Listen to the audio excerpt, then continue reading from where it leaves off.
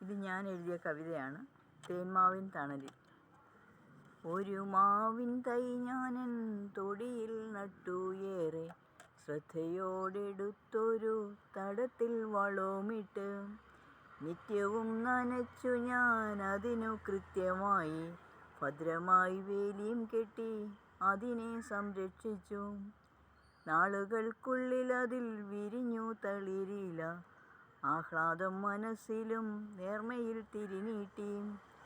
കൃത്യമായി ഞാൻ നൽകിയ വളവും ശുശ്രൂഷയും ചില്ലകളായി എൻ്റെ തേന്മാവിൽ വളർന്നല്ലോ. എന്നിലും ഉയരത്തിൽ വളർന്നു അതുമെല്ലെ, ചില്ലകൾ നാലുപാടും ചിതറിത്തഴച്ചപ്പോൾ.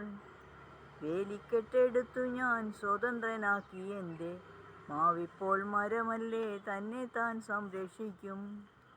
ആകാശത്തോളം എത്താൻ ആയത്തിൽ വളർന്നിട്ടും ആ മരം മണ്ണിൽ താണ് വേരിൽ തന്നൂന്നി നിന്നു.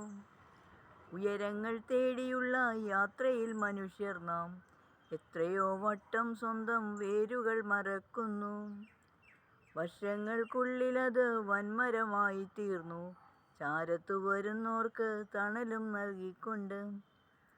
പൂത്തുലഞ്ഞാകെ അതിൽ നിറയെ കനിരിങ്ങി, മധുരം കിനിയുമാ മാമ്പഴം എത്ര ഹൃദ്യം. കത്തുന്ന മേടച്ചൂടിൽ തലയൊന്നൊളിക്കുവാൻ ക്ഷീണിച്ചങ്ങവശനായി അതിൻ്റെ ചോട്ടിലെത്തി. തളർന്നു വീണ എന്നെ കുഞ്ഞിളം ചില്ലകളാൽ വീശി ക്ഷീണമാറ്റി പണ്ടു ഞാൻ നട്ട മരം. പൊഴിഞ്ഞൻ ചാരെ വീണ മധുരക്കനിയാലെ വിശപ്പും ദാഹവും മാറ്റി സ്വസ്ഥമായിരുന്നപ്പോൾ. കാവ്യഭാവനയോടെ ചിന്തിച്ചു ഞാൻ എൻ്റെ ഈ മരവും മനുഷ്യൻ്റെ മക്കളും ഒരേപോലെ. മാനവർ യൗവനത്തിൽ നടുന്ന കുരുന്നിളം തൈയല്ലോ വാത്സല്യത്തോടവൻ പോറ്റുന്ന മക്കൾ. ഊഷ്മള സ്നേഹത്തിൻ്റെ വേലിയാൽ തണലിലാൻ കാത്തു സൂക്ഷിക്കുന്നു ആ കുഞ്ഞിക്കുരുന്നുകളെ. പൊന്നിൻ്റെ പൂവ് പോലെ കണ്ണിലെ മണി പോലെ ശൈശവവും ബാല്യവും എത്ര ഭദ്രമായി സൂക്ഷിക്കുന്നു. സ്വയമായി കാക്കാൻ കഴിയാത്തൊരാ യൗവനത്തിൻ ആദ്യത്തെ പടവോളം ചെറുവേലികൾ തീർക്കും.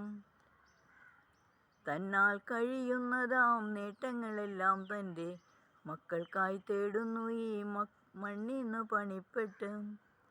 ഒടുവിൽ തൻ യൗവനത്തെ മക്കൾക്ക് നൽകിയിട്ട് വാർദ്ധക്യം സമ്മോദമായി സ്വീകരിക്കുന്നു സ്വയം. വാർദ്ധക്യത്തിൻ്റെ ചൂടിൽ ക്ഷീണിച്ചിട്ടവശനായി യൗവനം തഴയ്ക്കുമാ പുത്രൻ്റെ തണലിനായി.